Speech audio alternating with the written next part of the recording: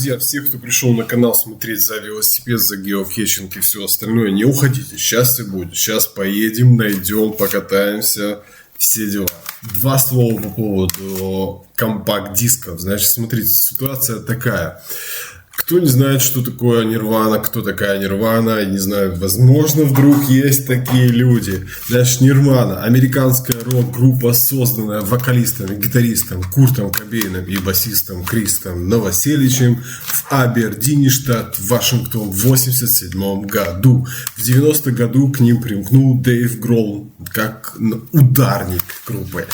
Значит, в 1994 году Кобейн в апреле, 5 апреля ушел из жизни, друзья, все.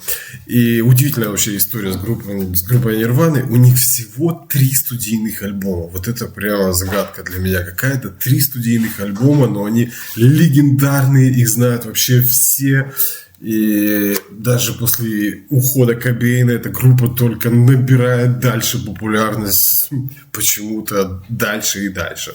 Значит, что мы имеем по дискографии? Bleach альбом у меня, получается, все еще нету. Nevermind, вот он есть, друзья. И In Utero тоже у меня нету. Получается, вот эти два непонятно что и кто. По ходу вот это вообще, это просто 15 классических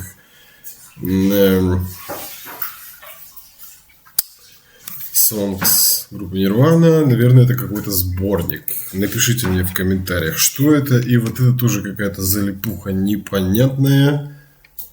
Я не знаю. Что это за альбом? Мне за них сказать, получается, нечего. Тогда поэтому давайте я 2 слова скажу за Nevermind.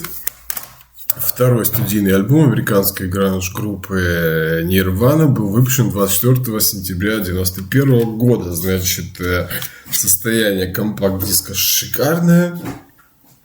Значит, купил я все 3 компакт-диска на eBay. Там я все бэушные компакт-диски, собственно говоря, и покупаю. Что примечательно, вот я сейчас покажу. Эти 3 компакт-диска обошлись мне в районе 10 евро все вместе. Вот этот вот 3.17, 3.07 и 3.90, да, доставка бесплатная. Вот этот интересный какой-то продавец. Я у него уже не первый раз покупаю компакт-диски. Он продает гибраухты, то есть бывшие в пользовании компакт-диски, но офигенных групп, которые актуальные, которые там метал, рок, хард-рок, которые по нормальным делам стоят денег, да, у него все такая замечательная цена, очень доступная, там 2-3 евро, вот такое, от 2 до 4 евро. Шикарные группы и какие-то выбор, какие-то миллионы позиций просто. Обычно, если продавец на eBay продает бэушные компакт-диски или винил, там 99% какого-то мусора, неактуального старья, а если что-то там попадается хорошее, то оно будет стоить каких-то сумасшедших денег. Ну, я имею в виду сумасшедших в плане для меня и вообще для этой вещи. Там, например, какой-то будет компакт-диск стоит, например, 10-20 евро. Нафиг он нужен за такие деньги. А 3-2 евро, блин, шикарные цены. В общем, вот у него 4 миллиона ангиботов. Представляете? 4 миллиона позиций у него сейчас стоит. В общем, только могу рекомендовать. Вот так он называется. Medimops. Нижнее подчеркивание shop. Все, друзья, погнали. Всем привет, друзья. Приветствую вас на канале Alex 404. Да, название поменялось. Не спрашивайте меня, почему. Значит так, сегодня сейчас мы с Ирусей сделаем небольшой велотур. Поищем геотайник, а именно поедем недалеко, потому что погода сегодня отвратительная, холодрыга, хоть и уже скоро июнь, 10 градусов, ураган, завтра на работу. В общем, выбрали недалеко, чтобы был геотайник недалеко. Вот он красавчик. Называется Der Weg nach Petersdorf. Вообще, рядом, просто за углом. Фактически это будет в случае, если мы его найдем, наш 175-й тайник. Вот 174 мы уже нашли. Давайте пару слов об этом тайнике. Значит, что мы имеем? Сложность полторы звезды, доступность 3 звезды. Где-то он не очень доступен, но, надеюсь, найдем. Все последние, кто его искал, находили, но что-то мне подсказывает, что мы его фиг найдем, потому что последний раз его находили... нет, дох. За 3 дня назад его находили. Не так часто, не очень популярное это направление. Его находят раз в день, пару раз в неделю. По сравнению с остальными тайниками, которые там на берегу моря расположены, те находят по 10 раз на дню. Ну все, значит, описание тайника. Auch endlich mal ein Catch bei Petersdorf. Короче, теперь Эндлих, наконец-то, тайник в Петерсдорф, так населенный пункт называется. Удачи beim Suchen, удачи в поиске, подсказка, Hinweis, я это все время называю как-то Изельбрюке, это Hinweis. Gibt's nicht, нету, der ist leicht, типа он легкий. Отлично, размер малый. Координаты, вот сейчас я это все копирую и вставляю к себе. Это... Ладно, хорошо. Значит, вставляю в Google Maps. Смотрите, друзья. Значит, вставляю в Google Maps. Смотрю, сколько до него километров. Километров до него очень мало. Но если 5 будет, то вряд ли. Так. 6 километров до него. 6. Это же просто лехерлих. Смешно. Значит, все. Что еще по этому тайнику? Я уже сказал, если мы его найдем, это будет 175-й наш найденный тайник геокетчинга. Да, покажу вам еще. Компакт-диски, которые я прикупил недавно на eBay. Вот такие вот 3 компакт-диска группы Nirvana. Все в шикарном идеальном состоянии, все стоили там по 3 евро плюс с копейками, в общем, они все обошлись 10 евро, но об этом я скажу сейчас более подробно, еще 2 слова более подробно и едем искать, погнали! Мы такие, я сейчас пока, я пошел первый, шукан за велосипедами, пока Руся соберется, переставлю седло, тоже какая-то интересная история. Тут же как? Надо померить высоту своих ног. Для этого надо поставить между ног, зажать книжку, подойти к стенке, сделать черточку, померить. И это количество этих сантиметров умножить на 0,885 и получишь расстояние от центра шатуна до верха сиденья, да? Значит, я один раз померил, у меня было 89 сантиметров. Я все выставил, все. Чувствую, что высоковато, пишу там на форуме велосипедном, все такие: 89, такого быть не может, короче, что за нафиг, что за цифры, таких ног не бывает. Я такой беру, перемериваю. 86,5. Опускаю все это дело, опять умножаю на 885, опускаю. Вроде ничего, нормально, но как-то это низковато. Даже не низковато, я ездил уже так давно. Езжу нормально, все. И сейчас я задался там велоформу себе купить. Опять проблема осталась с этой велоформой. Опять нечего одеть, нечего носить. И это отдельная тема, короче. И надо померить замерить свои размеры своего тела, туловища, руки, ноги, длину, талию, бедра, все дела. И опять я замерил, поставил книгу между ног. Вот это расстояние ноги. Меряю, теперь оно 88. И я, короче, все утро с Ирой вдвоем мы прыгаем, давай еще раз померим, давай еще раз, не может такого быть. В общем, 88, теперь они 86,5. В общем, результаты увеличились сейчас, результаты другие. Переставлю, пока Ира собирается, сиденье повыше сейчас. Это важно так-то. Все, переставляю. Этот размер должен быть с середины шатуна до верха сиденья 77,9 сантиметров, то бишь 78. Что мы имеем? Одной рукой неудобно, надо вот чуть-чуть под углом, потому что она же идет по углу. Короче, 78. Сейчас еще раз перемерим. Выехали мы за Тайникидзе искать Геочикидзе. Ветер, ураган на улице, дубарина. Да. Произошло ложное представление о погоде. Во дворе у нас там всегда тишь да благодать, жара. А выйдешь из-за двора, а оказывается, что тут бурелом, ураган и вообще апокалипсис. Вот так и в этот раз произошло. Куртку я снял, типа жарко будет. Ну сейчас такое, блин, как-то прохладно. Ехали в Рыбницу. Навигатор показывает, какой-то чигирями нас повел. Навигатор тоже интересно работает. Раз запустишь его, он тебя просто чуть ли не по автобану показывает. Ехать надо на велосипеде. Перезагрузишь, он тебе уже нормально показывает. Короче, навигация — это всегда нервотрепка, если ты увлекаешься велосипедами. Вот оно и нафиг не надо. Но она вот ради идеи. Надеюсь, что да, посмотрим. Едет такая. Далеко, конечно, не согласна ехать, но тут по местяку очень даже... Чего? Электровелосипеда? Не холодно пока. Нормально. Тут у нас все перерыли.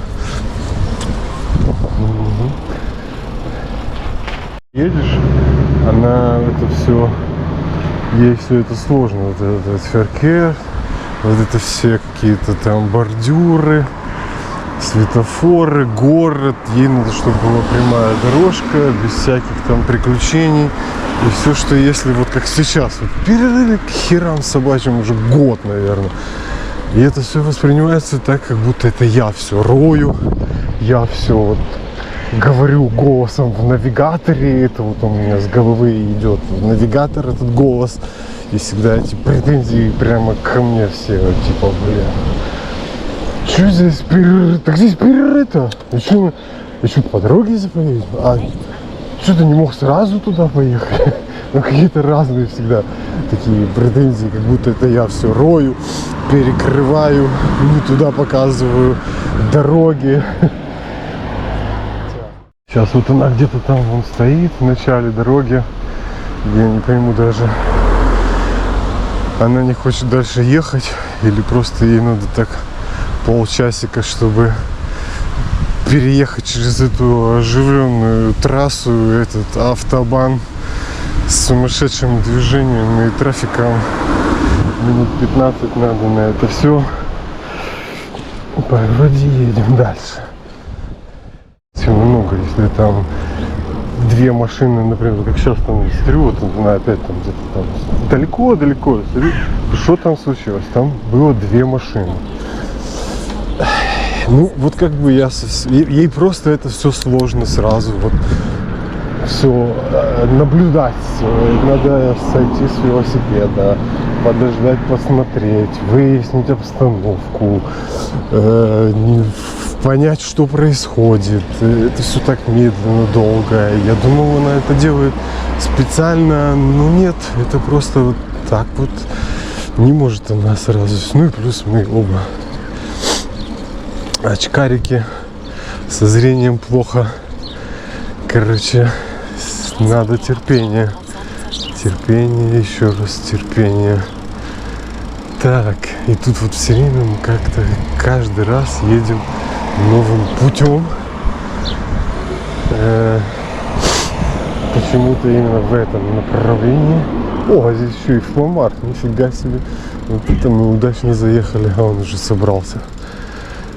Прикольно.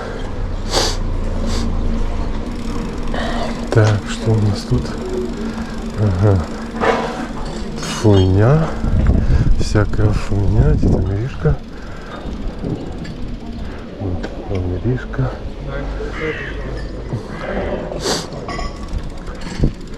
Вот тут, к слову сказать, видите, на каких машинах вот люди на фломарт приезжают? На BMW. Так, Ира, ну, поехали куда-нибудь, что-нибудь будем делать как-то, чтобы к вечеру попасть куда-то.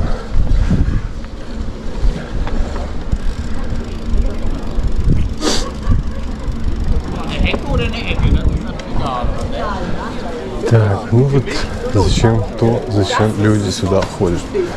Чтобы пожрать на подобные мероприятия. Где эта чертова дорожка? И вы аккуратные домики построили, вот явно издают их. Прикольно. Смотри, как красиво построили, да? Это ж явно все сдается. Так аккуратно прямо. Тут тоже женщины любят сирень воровать, как мы.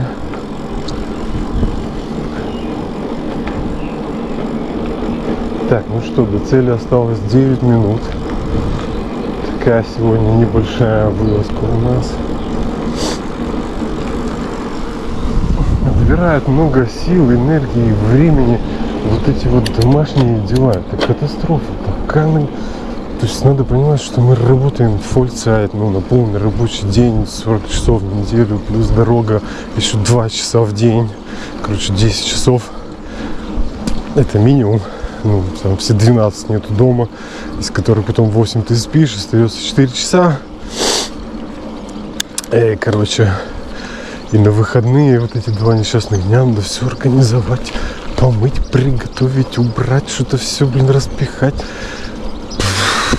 И потом уже когда, выезжать, да, там погоды нету, погода испортилась. Я бубню здесь себе, кися, это,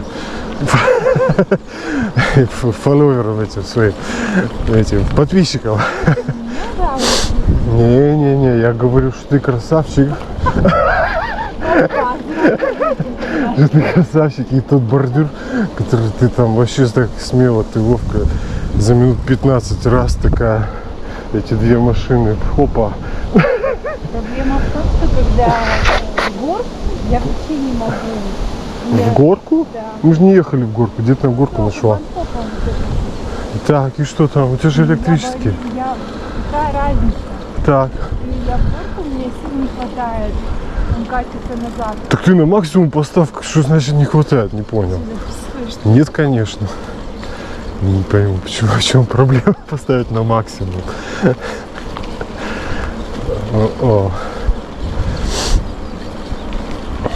Альзокись. Я тобой все равно горжусь. Сам факт, что ты ездишь по этим горкам, бордюрам этим.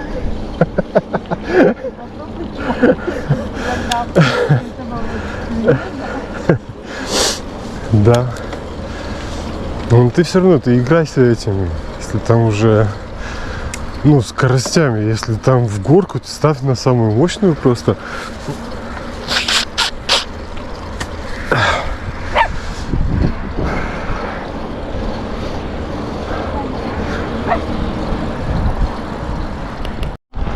Всегда.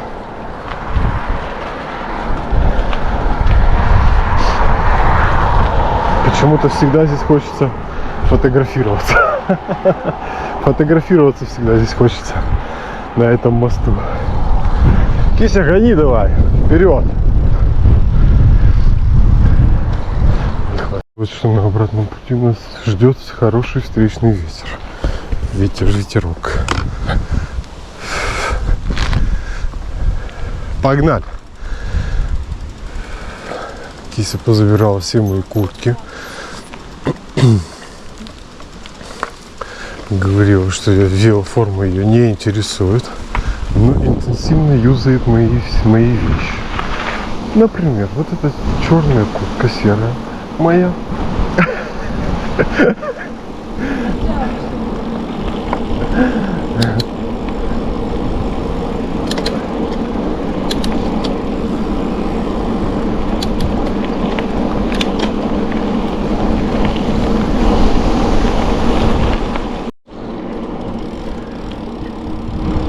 Так, до тайника осталось 3 минуты езды.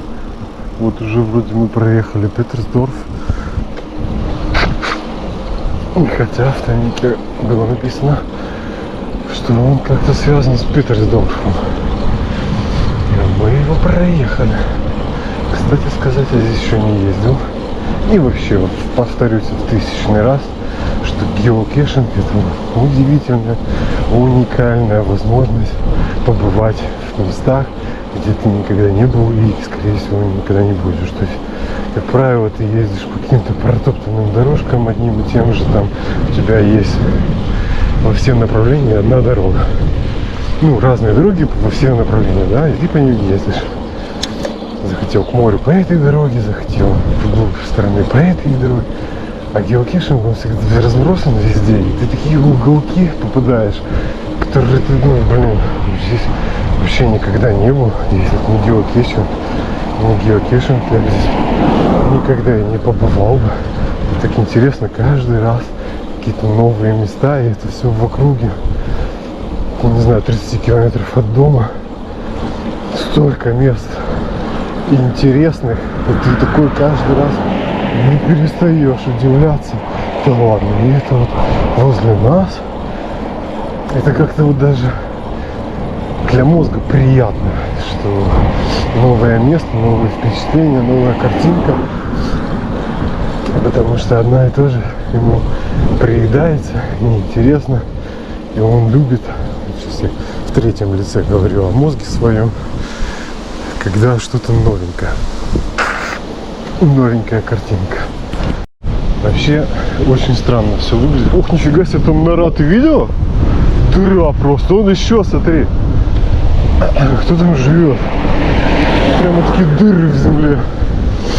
Странное, конечно, расположение тайника. Тут такая дорога. Там уже у нас вот это Бундестрассе, по-моему, или нет. Ну, в общем, типа тайник вот прямо здесь. Я даже знаю, где. Вот в этом дереве ветвистом спорим. Где сюда приехали? Вот так вот неожиданно. Как ты думаешь, где здесь может быть тайник? На видном месте. Почему я не пойму? Доступность драй было точно. 3 звезды. Потому что, видимо, у дороги. И здесь машины как бы. Ну вот он, вон он. Вот его видно с дороги прямо. Удивительно. Вот он. Та-да, та-та-да. Банка из-под анализов. Пожалуйста. Аккуратный. Аккуратная баночка. Кстати, прикольно придумано. Что вот так цак и герметично. Потому что все геотайники страдают тем, что туда попадает влага. Это что, это карандаш? Алло, я такого еще не видел. Смотрите, какой карандаш. Видали? Прикольно. Кисуля. Так, беру и заполняю, беру ручку. Передаю камеру своему кооператору. Она включена все просто. А что ты пьешь ногами? Это сейчас не верно. Она снимает вверх ногами. Да? Ну переверни ее. А сейчас нормально? Да. Блин, просто ураган начался. Опа! Вот в эту сторону, а не под колеса. Ману. Так, Кися, ты помнишь, как мы называемся теперь? Я запуталась. Я тоже. Алекс Опа. 404. Это был изящный жест. Сегодня 18 у нас, 18 мая.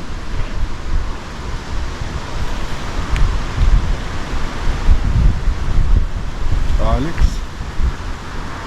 Блин, как тоже, да, как будто тебя уже нету больше. Наше сообщество. Может переименовать Алекса и Ирину? Давай переименуем. Мне это не нравится. Тебе не нравится? Да ладно, я же почти не участвую. Мне не обидно. Не обидно, если будет Алекс 404? Одиночка, волк. Не. Переименую обратно Алекс и Ирина. Что это, блин, как будто я один еще. У нас же это наше общее дело. Мы же бригада. Бригада. Оба-на. Это были до сегодняшнего дня команда. До сегодняшнего дня опять команда! Я сошел с ума! Чуть пока. Не выключай. Сейчас самое начнется интерес. Смотри. Ну, наверное, не надо Карандаш. всем рассказывать. Карандаш вы такой видели когда-то? Я нет, например. А это карандаш с резиночкой. Кладем обратно. Мне настойчиво хочется выдуть сопли. Фу, Но я не хочу так. этого делать. Все. Какая красота кругом. Этот репортаж мы передаем с полей. Черноземья земли Мекленбург-Форпоммер Германии. Это был наш 175-й геотайник, найденный нами. Все, подписывайтесь, ставьте лайки. До новых встреч. Пока-пока. Сейчас пойдет дождь. Надеюсь, мы успеем доехать до дома. Какая огромная нора, дыра. Я не смог проехать мимо. Посмотрите. Кто там вообще живет? Медведь? Прямо у дороги причем. Это что за нафиг? Видите это? Фига себе. Алло. Бобр, курва. Бобр, курва, я пердоля. Як і бидло. Бобр. Привет, бобр. Блин. Он, наверное, спит. А я со своим приперся тут. Своим геокэчингом, да? Погода просто. Ой, не то. Я выбрал хобби в нашем регионе. Ой, не то. Здесь надо что-то такое с ветром связанное. Серфинг, кайтинг. Что там еще? Ну, не велосипеды. Погнали, Китя! Вы заметили новую заставку для своего канала, интро в таком мрачном стиле. Все хотелось, чтобы как-то это все мрачно было и загадочно. А по факту получается все время хихи-ха-ха. Нифига не страшно. Ну и вообще, когда мы ездим с Русей, то это, как правило, хихи-ха-ха. Ничего нету. Крузерлик. Ничего не соответствует, короче, моему новому интро, моей новой заставке. Но в целом хотелось бы, чтобы как-то было больше какого-то мрачной эстетики такой. Ну, знаете, не мрачной эстетики, а какой-то такой загадочности, что ли, легкого налета.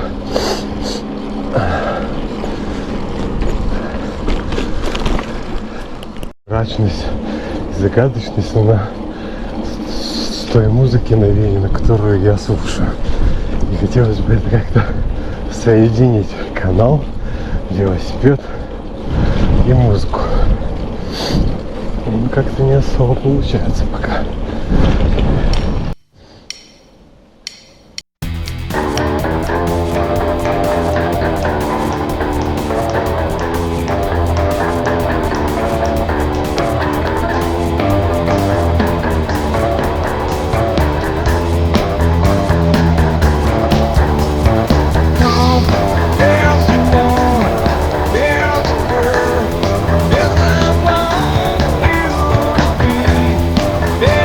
Brown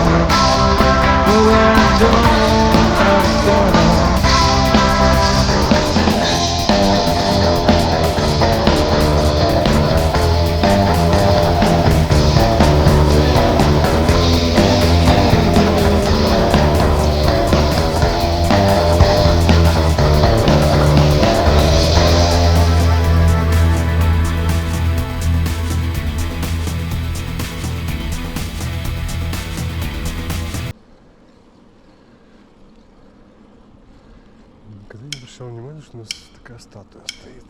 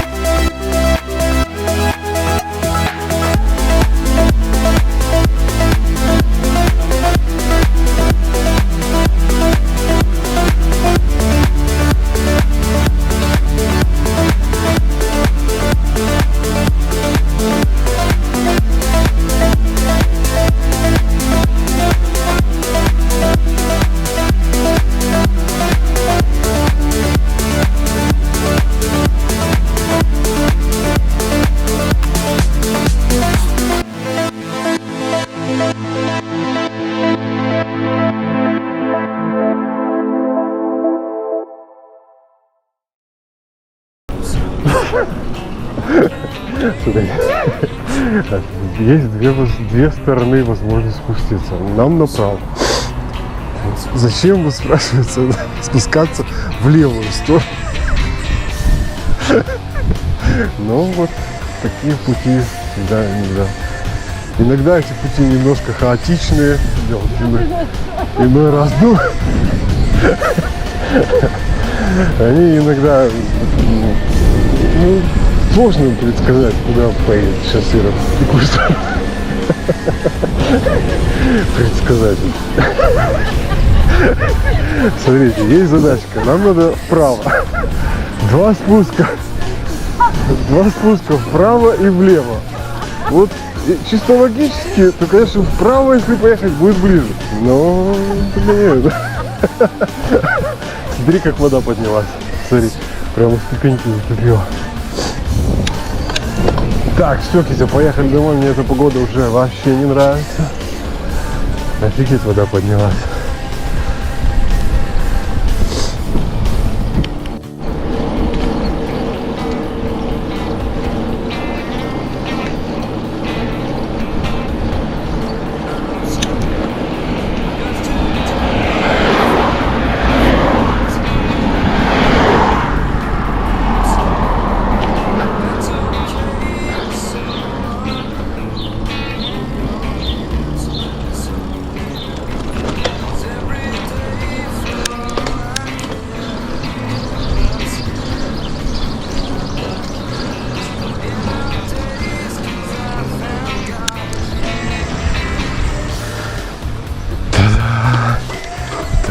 О! Как ты тут ощутилась? Я не ожидал здесь увидеть так быстро. Неожиданно.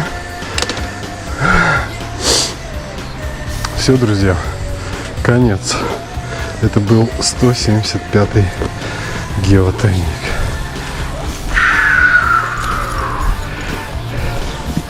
вообще записывать что-то происходит. Ты пора?